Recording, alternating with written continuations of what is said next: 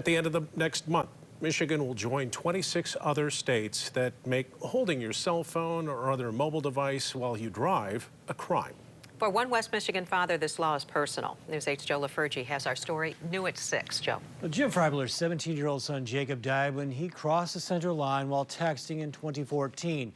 The new law is one way Jim's worked to prevent other families from having to go through a similar tragedy. That day is yesterday to me.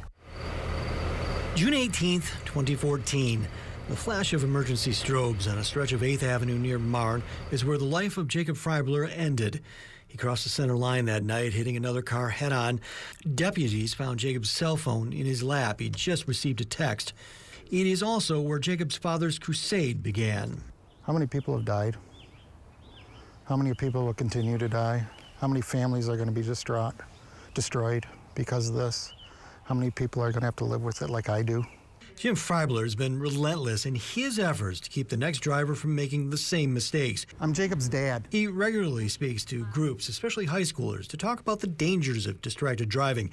And he's created a Facebook page, Stay Alive, Don't Text and Drive, to carry out his message. And Freybler's been part of the push for legislation passed last week to get new distracted driving laws on the books in Michigan. But I would love to see the first ticket written to somebody for distracted driving, because then I know my son's life just got traded for your life and we saved you.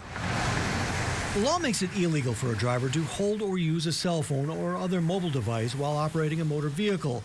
Hands-free use would be exempt under the new law, so would holding the device to call 911.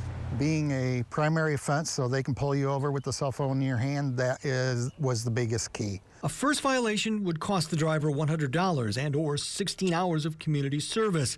A second offense would result in a $250 fine and or 24 hours of community service. Those fines would double if the driver caused an accident.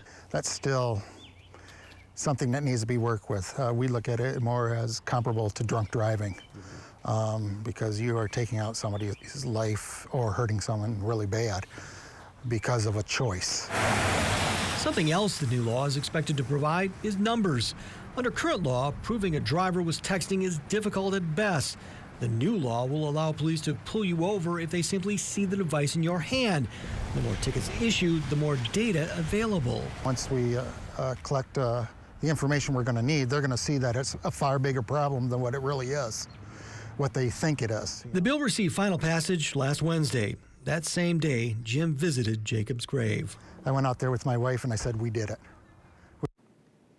The legislation is expected to be signed by the governor in the next few weeks and will go into effect on June 30th. We have a link to the Stay Alive, Don't Text and Drive Facebook page at woodtv.com.